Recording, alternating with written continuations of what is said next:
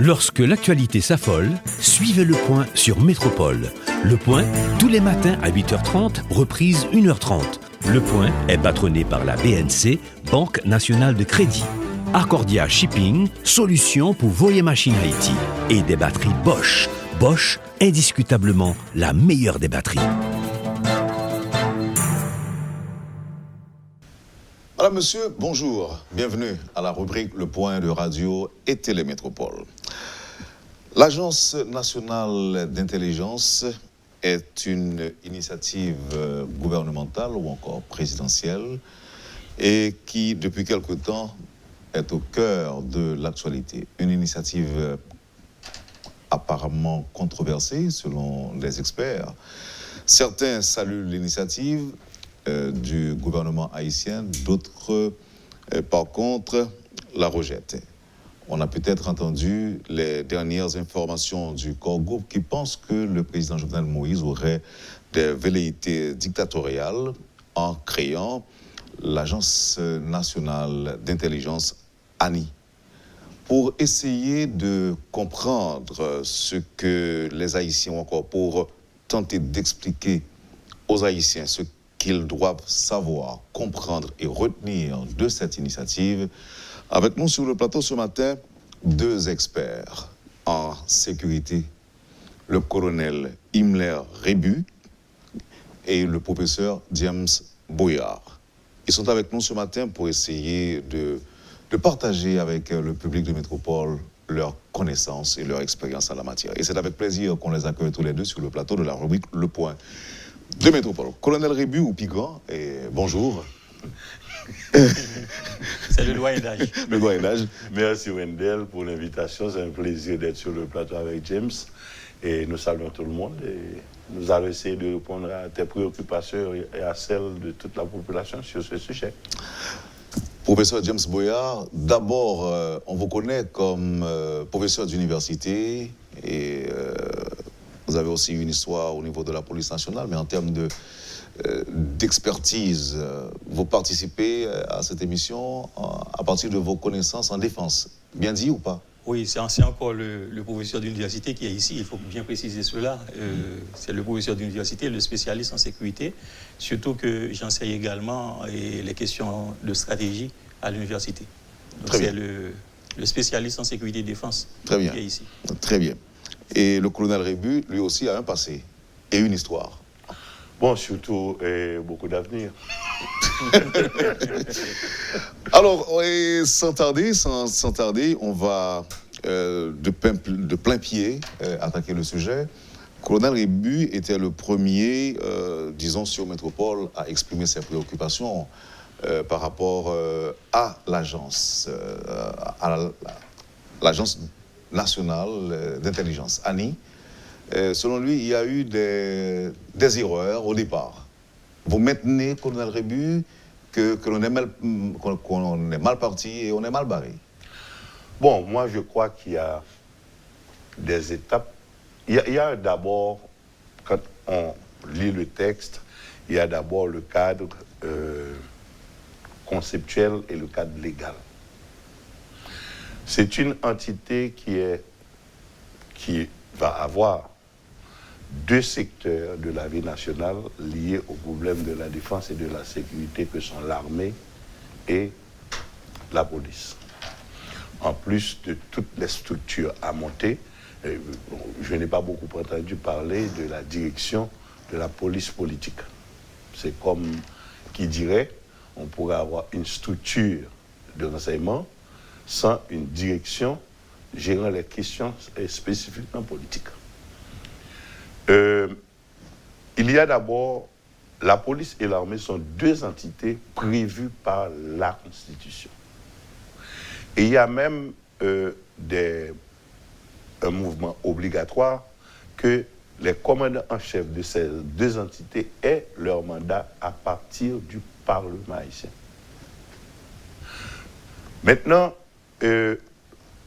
l'entité qui est créée, dans le texte, on a fait référence à le Conseil national de sécurité. Or, ce Conseil national de sécurité n'existe pas encore, en tout cas au niveau de mes connaissances sur la question. Maintenant, comment une entité pourrait devoir se référer à une autre entité qui n'existe pas encore? Comment une entité aussi importante qui va utiliser deux structures légalement reconnues par la Constitution haïtienne ne soit pas elle-même prévue dans la Constitution? Donc vous auriez préféré que cela se fasse a posteriori? C'est une institution qui n'existe pas dans la Constitution haïtienne et qui va opérer avec deux entités, la police, l'armée et les autres structures qu'on va monter, et ces deux entités-là sont des entités légales, prévues par la Constitution, avec des règlements qui sont devenus des lois. Par exemple, les règlements généraux de l'armée sont une loi votée par le Parlement. Maintenant, je vois difficilement, en dehors de ce cadre légal, comment faire fonctionner l'agence nationale. Très bien. Maintenant, très bien, colonel. Alors, permettez que je vois le point de vue du professeur Boyard, mais avant, permettez que je lise les 3 articles des dispositions générales qui stipulent il est créé un service techniquement déconcentré relevant du ministère chargé de l'Intérieur dénommé l'Agence nationale d'intelligence et blablabla. L'agence est un organisme décisionnel, technique et administratif de renforcement de la sécurité intérieure et extérieure d'Haïti, de collecte d'informations et de répression des actes hostiles à la sécurité nationale et à la protection des intérêts fondamentaux de la nation. L'agence est un organisme national central de renseignement qui exerce ses activités sur toute l'étendue du territoire national. Partant de ces prescrits, est-ce que l'on n'est pas en droit de dire que ce serait une bonne chose pour le pays? Et d'abord, permettez que je te salue. Je n'ai pas eu le temps de te saluer et également de saluer le colonel Rébu, et quelqu'un avec qui j'ai eu le privilège de travailler au ministère de la Défense lorsque j'étais consultant là-bas. Et dans les années, c'était 2011-2012, je crois. C'est ça, d'accord. D'abord, on va se dire une chose, et la création d'un service de renseignement national est un acte de souveraineté. Tous les États au monde ont le droit de créer et de disposer d'un service de renseignement national. Au contraire, si un État ne disposerait pas de tel service, on devrait remettre en question la capacité du gouvernement de ce pays. Parce qu'un service de renseignement national est là pour faire quoi? Là, nous rentrons dans ce qu'on appelle la doctrine d'emploi d'un service de renseignement national. Un service de renseignement a pour obligation, a pour vocation d'assurer ce qu'on appelle le maintien de l'ordre politique, le maintien de l'ordre social et le maintien de l'ordre économique du pays, contre des menaces à la fois extérieures et intérieures, au travers un ensemble de moyens de type préventif, de type proactif et de type anticipatif. C'est ça la doctrine d'emploi, pour faire plus simple, la doctrine d'emploi de tout service de renseignement national. Et le côté constitutionnel Je crois, écoutez, pour le côté constitutionnel, c'est pas là le souci. Parce que la Constitution peut ne pas prévoir une structure dénommant et service ou encore agence de renseignement national. C'est pas là. Moi, j'ai un souci également avec le côté légal. Mais le fait de créer une agence de renseignement national n'est pas un accroc à la Constitution. Il suffit d'avoir une loi et pour la création de telles structures. Et c'est le décret, vous êtes en train de oui, le décret est un instrument normatif, législatif. Le décret ne peut pas être au-dessus de la loi. Je suis d'accord. Mais là, on va se dire que d'abord, l'agence en soi, la création de l'agence ne fait pas accroc à la Constitution parce que la Constitution n'avait pas prévu l'agence. La Constitution du pays n'a pas besoin de prévoir une telle structure. Parce que la Constitution américaine ne prévoit pas la création de la CIA. La CIA a été créée jusque dans les années, la fin des années 40. D'accord? Donc, ce qui fait que la CIA n'est pas pour autant une agence illicite, anticonstitutionnelle. Donc, une constitution n'a pas besoin de prévoir à l'avance la création d'une telle structure pour que cette structure puisse être créée par d'autres instruments législatifs ou normatifs. C'est une réponse aux préoccupations du colonel Rébu. Non, les préoccupations du colonel n'étaient pas là. Les préoccupations légales du colonel a parlé des instances qui existent déjà dans le pays et qui sont prévues par la Constitution en vigueur en Haïti jusque-là, l'armée et la police. Alors, le souci, j'allais terminer sur ce point et conclure sur ce point, et le souci c'est que dans la création d'un service de renseignement national, le gouvernement, ou quel que soit le pays concerné, doit respecter un ensemble de principes qui sont au nombre de 2. C'est le principe de la subsidiarité et c'est le principe de la proportionnalité. Parce qu'un service de renseignement national, c'est un service qui va intervenir dans l'ombre. Donc c'est un service, même en intervenant dans l'ombre, dans le secret, mais c'est un service qui doit être mis, c'est une agence, c'est une structure qui doit être mise au service de la démocratie. Donc c'est pas une agence ni une structure qui doit être mise, qui doit intervenir contre la démocratie. Donc pour s'assurer que cette structure intervienne en faveur de la démocratie, il y a ces 2 principes qui doivent encadrer la création de tout service de renseignement national, qu'il s'agisse de services de renseignement national en Haïti, en France ou aux États-Unis ou ailleurs. Quels sont ces 2 principes? C'est le principe de la subsidiarité et c'est le principe de la proportionnalité. C'est justement l'absence peut-être de ces 2 principes qui fait défaut, qui font défaut. En fait, ces 2 principes qui font défaut. Et dans le cadre du décret. Pourquoi? Parce que lorsqu'on voit les attributions de l'agence, de l'ANI, on a comme l'impression que l'agence a à la fois des attributions trop larges et trop restreintes. Les gens, ils critiquent l'agence parce que l'agence a des attributions trop larges. Mais moi, j'estime que l'agence a également des attributions trop restreintes. C'est vrai que l'agence, comme le disait le colonel Rébu, l'agence a des attributions trop larges, dans le sens que l'agence se permet justement d'intervenir dans ce qui constitue le cœur même de la mission des forces armées et de la mission de la police nationale, notamment de la police judiciaire. Dans ce cas-là, eh bien, on peut parler du non-respect du principe de la subsidiarité parce qu'une agence de renseignement, une structure de renseignement ne peut intervenir dans des champs pour lesquels il existe déjà des institutions régaliennes. Ça, c'est le principe de la subsidiarité. Et permettez que j'obtienne un petit mot en guise de réaction de la part du colonel. La première chose, il y a des gens qui remettent en question l'idée. L'anomalie, c'est que l'entité ça n'a pas existé déjà. Donc nous ne allons pas discuter de la nécessité de l'existence de l'institution. Oui, mais professeur Boyasso Djoumbagaï Lato, il dit comme ça que CIA, c'est les pattes là, dès la création des États-Unis d'Amérique. Les pattes dans la Constitution américaine. Les États-Unis disposent de 19 agences de renseignement. Ces 19 agences de renseignement ont été créées après et à la fin des années 40. La CIA a été créée un peu plus tôt. Et le seul service à avoir été créé peut-être dès la fin du 19e siècle, c'est les services secrets.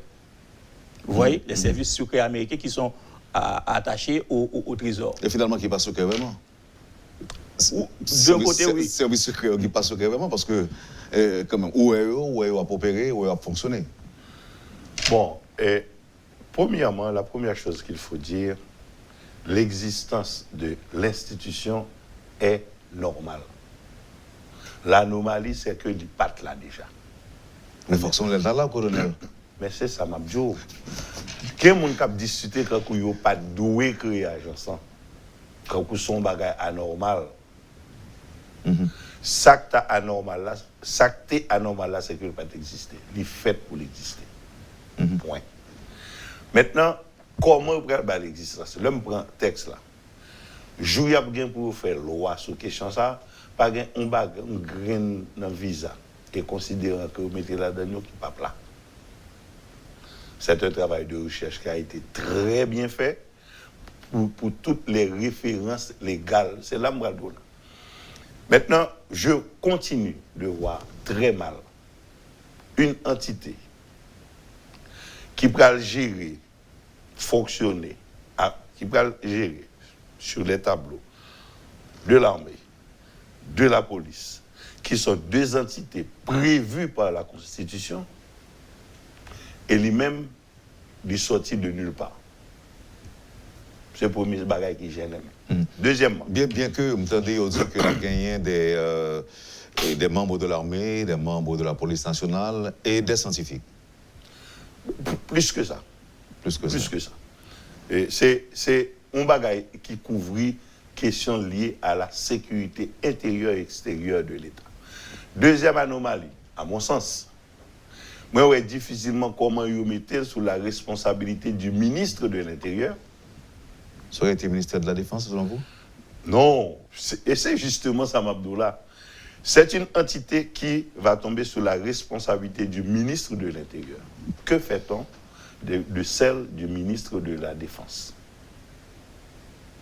Ou de l'Intérieur aussi? Non. Parce que déjà, tu as des structures. Pas de structure de renseignement déjà dans le ministère de l'Intérieur? Non, on ne peut pas parler de base. Vous parlez du SIN, le service d'intelligence nationale. Le service d'intelligence nationale, c'est qui était dans le ministère de l'Intérieur, qui était monté sous CNG, etc.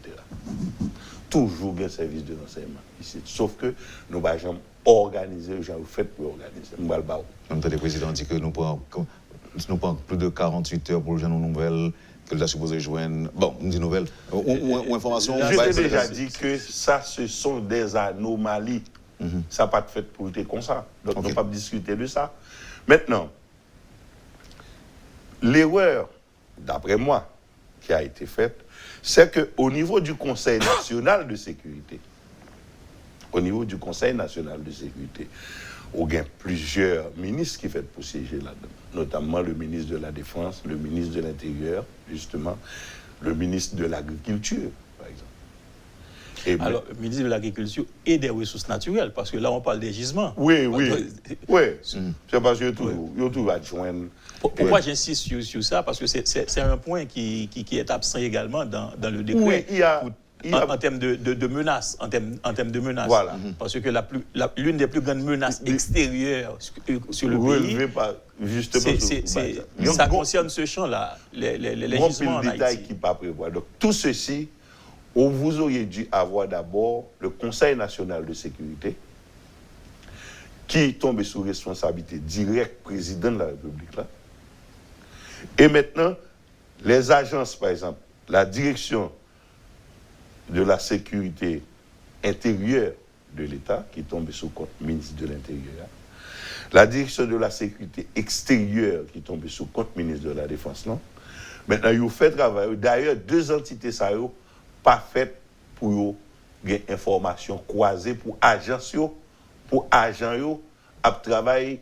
De manière à pouvoir vérifier les informations sur le terrain. C'est bagaille qui permettent de faire contre-vérification. Oui, mais quoi qu'il en soit, il y a des pays qui ont fait...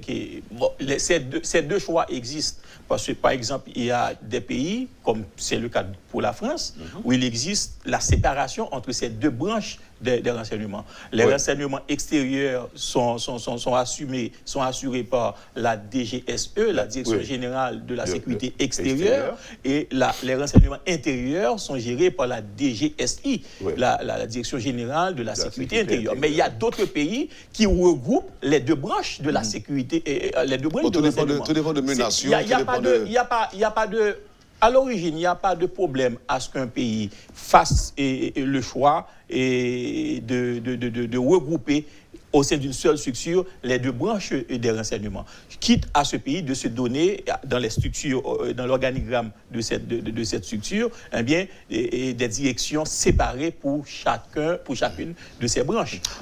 Tel est le cas de l'ANI. Mais mon problème, c'est là où j'allais en venir lorsque je disais que mon souci, c'est que l'ANI a des attributions à la fois trop larges et trop restreintes. Trop larges dans le sens qu'elle se permet d'intervenir dans des champs réservés à d'autres institutions existantes, et d'accord, sur le territoire haïtien, mais trop restreinte également parce qu'on n'a pas ressenti dans le décret des dispositions spécifiques portant sur les renseignements extérieurs et même des attributions de l'ANI en tant que structure de contre-renseignement.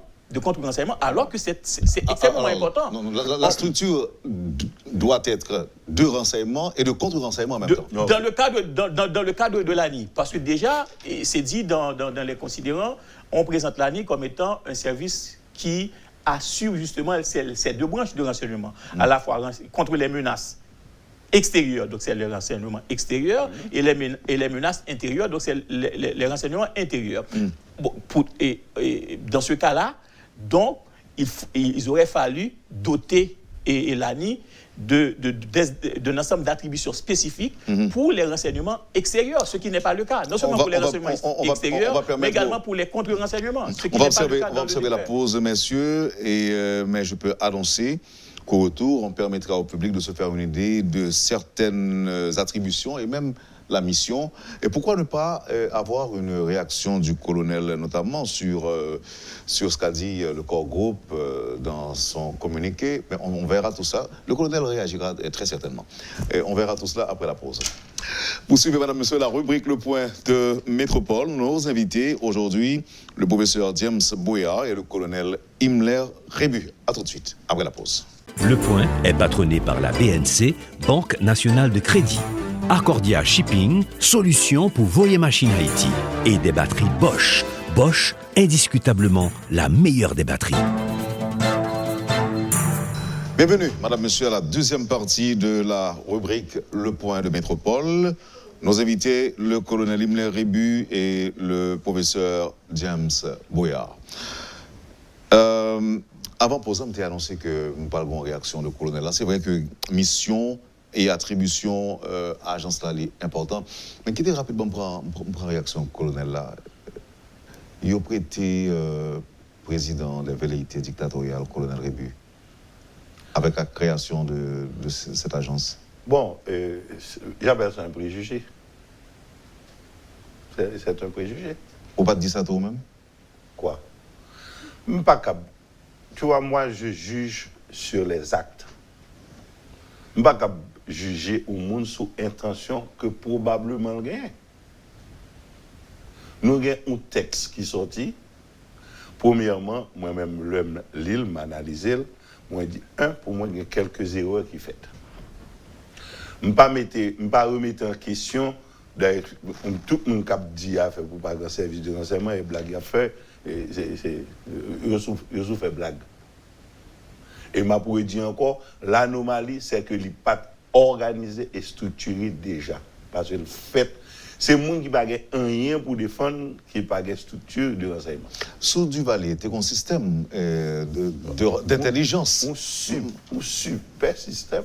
Le meilleur de la région, hein? Le meilleur de la région. Un super système de renseignement. Est-ce que c'est ça qui fait que, par exemple, il y a un monde qui dit le président Jovenel Moïse l'a imité, si vous voulez, François Duvalier. Il a même prêté monsieur des intentions d'apprenti dictateur, par exemple, le fait que les lancé dans démarche ça. Pour moi, ces choses-là, ce sont des préjugés. Je reste sur les faits. Ce qui est important à savoir, il y a deux choses. La première, c'est de dire que, en termes de menaces à la sûreté de l'État, en termes de menaces à la sécurité publique, ces menaces sont extrêmement graves en Haïti. Il suffit d'observer le contexte haïtien. Donc, en fonction du contexte, la création d'une structure de renseignement est non seulement nécessaire, mais souhaitable. Donc, on ne va pas remettre en question l'idée de la création. Maintenant, c'est la façon de le faire. D'accord? Et ce qui nous renvoie encore à la doctrine d'emploi et de cette agence, et aussi au mode d'organisation de l'agence, parce qu'il y a des structures qui sont au cœur même des renseignements, qui sont des structures qui sont extrêmement importantes et qui ont été marginalisées dans le décret. Par exemple, il y a une structure qu'on appelle c'est la structure d'analyste ou encore d'analyse de renseignement. Donc, on devrait avoir au moins une direction d'analyse et de traitement des renseignements. Parce que, rappelez-vous, dans la doctrine d'emploi des services de renseignement, on dit que c'est une structure qui utilise des moyens d'action préventifs, proactifs et anticipatifs. Donc, ce qui fait que ce service n'intervient pas vraiment dans la répression, Ce service intervient dans la prévention de la criminalité. Et pour prévenir et de manière efficace la criminalité, les grandes menaces de sécurité, eh bien, il faudrait avoir une réelle structure d'analyse, non seulement de collecte de renseignements, mais également d'analyse de renseignements, parce que c'est cette structure qui va donner du sens aux renseignements collectés sur le terrain. Non, mais sans la structure d'analyse, tu n'as pas de renseignement. D'ailleurs, on tombe dans ce qu'on appelle le grand panier à linge sale, pour te ramasser toute bagaille. L'offre ramasser toute bagaille. Il faut sectorialiser, il faut analyser. C'est à partir de là que ça rentre dans l'intelligence. Parce que des fois, ils mélangent les bagailles. Il y a une information qui n'est pas analysée, donc qui n'est pas valorisée, pour permettre de prendre des décisions sur lui. Donc, il y a beaucoup de choses à corriger. On voit quelques dans l'attribution, contrecarrer et réprimer les actes et les menaces de déstabilisation globale. Bon, moi je suis gêné. Je suis gêné qu'on va aussi important traiter avec, d'après moi, autant de légèreté. Et d'ailleurs, en un décret, il ça se mettait un problème entre ministre de l'Intérieur et ministre de la Défense. Dès le départ. Bon, ça qu'à résoudre. Bon, je suis d'avis que le meilleur choix aurait été qu'on fasse de l'agence une structure autonome. Une structure autonome et avec un lien privilégié au niveau de la primature, mais une structure autonome. Et si on n'avait pas de doute sur la démocratie au niveau de l'État, eh bien, ça aurait été également mieux d'avoir l'agence en tant que structure autonome, mais avec un lien privilégié vers le président, le chef de l'État. C'est le cas de la CIA. C'est le cas de la CIA, par exemple. Mais j'insiste sur ce cas pour dire que l'ANI, dans ses attributions, on ne peut pas assimiler l'ANI à la CIA. Parce que la CIA n'a pas vocation d'intervenir sur le territoire américain, alors que l'ANI a la vocation d'intervenir sur le territoire haïtien. Les seules exceptions où la CIA pourrait intervenir sur le territoire américain, c'est seulement lorsque la CIA voudrait recruter des ressortissants étrangers à titre d'agents de renseignement, parce que la CIA fait la différence entre les agents de renseignement et les officiers de renseignement. Les agents de renseignement, ce sont les officiers de renseignement qui sont traités comme les agents de renseignement dans ce décret. Il y a une différence entre agents de renseignement et officiers de renseignement. Donc les agents de renseignement ne sont pas membres de l'agence. Je parle de la CIA. Donc, la CIA peut intervenir pour recruter sur le territoire américain des ressortissants étrangers de manière à demander à ces ressortissants de donner des informations sur leur pays respectif. L'agence également, la CIA peut intervenir pour recruter des citoyens américains, notamment des jeunes universitaires, des scientifiques, pour intégrer l'agence. D'accord? Alors, revenons, monsieur, à la mission et aux attributions. Collecter et traiter les informations intéressant la sécurité nationale et la protection des intérêts fondamentaux de la nation. Collecter, traiter et gérer l'information et le renseignement visant le renforcement de la sécurité intérieure et extérieure. La sauvegarde de l'intégrité du territoire de la République. Est-ce que là, par contre, il volet qui est un petit peu rappelé au CIA? Au passage, c'est la seule, je crois que c'est la seule disposition qui évoque la question de renseignement extérieur. Voilà que le décret évoque, dans une attribution, la question de renseignement extérieur sans se donner justement des attributions spécifiques pour les renseignements extérieurs. Si tu permets, mon sentiment, c'est qu'ils n'ont pas travaillé sur un organigramme fonctionnel. C'est à partir de l'organigramme. C'est à partir de l'organigramme fonctionnel qu'ils pourraient faire jouer et faire fonctionner les services. Alors, d'abord, c'est le modèle. On dit que c'est sur le côté, mais est-ce que là, dans le troisième article 5, numéro 3, assurer la prévention et concourir à la répression de toute forme d'ingérence extérieure de nature à mettre en péril l'indépendance nationale, l'intégrité du territoire et l'ordre républicain? Oui, mais par quoi? Par quels moyens? C'est ce que j'entends par attribution spécifique. Quels sont les moyens dont dispose, qui sont définis? Parce que en matière de renseignement intérieur, eh bien, vous voyez qu'il y a un ensemble d'articles qui définit les moyens.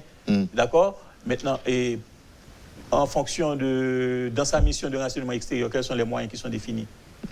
Alors, ça, on évoque. Moi, je réaction colonel là sur lui. Pourquoi je parle ainsi? Pourquoi j'insiste? C'est parce que justement, Wendell, je ne sais pas si tu étais au courant, dans cet ouvrage-là que j'ai publié depuis 2012, le manifeste de la République pour une reconstruction politique institutionnelle de l'État, j'ai proposé justement la création d'une agence, d'une structure de renseignement national.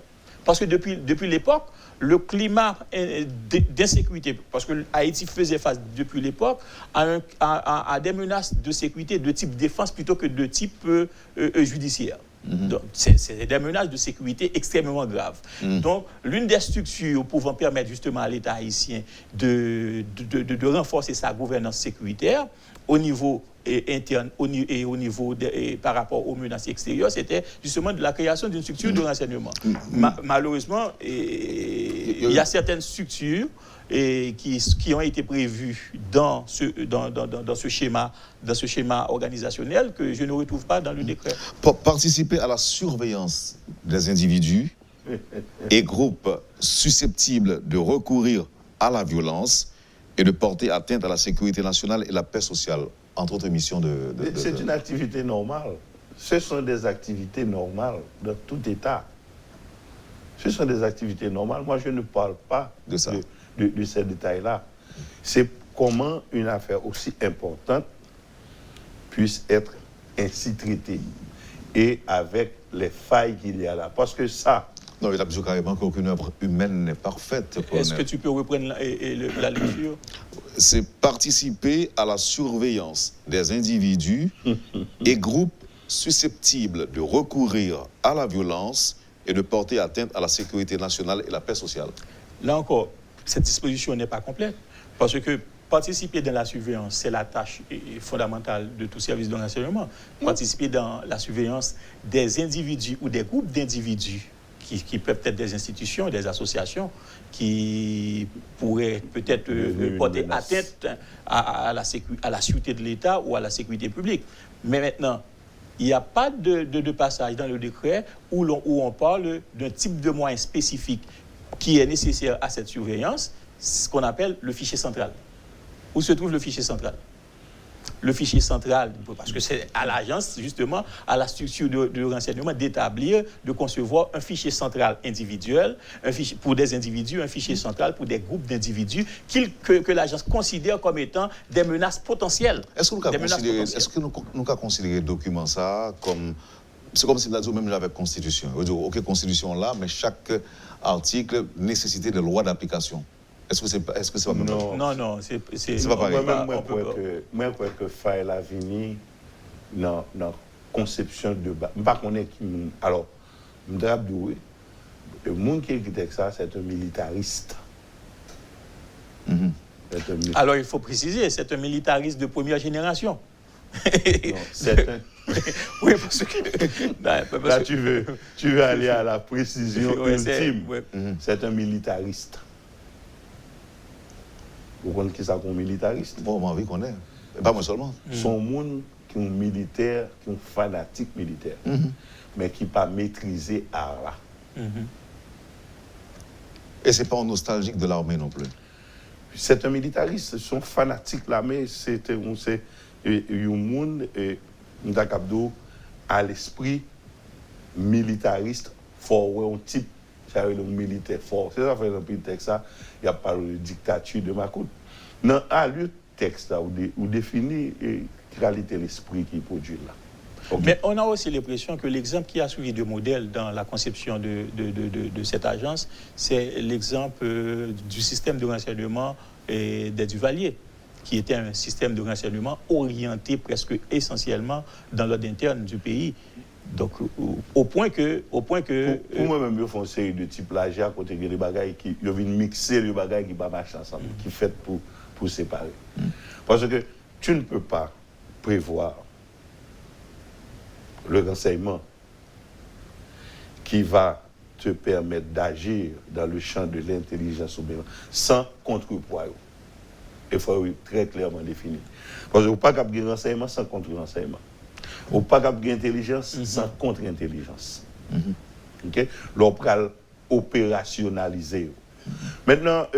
Donc, c'est ça qu'on disait tout à l'heure, Duval était fort dans ça.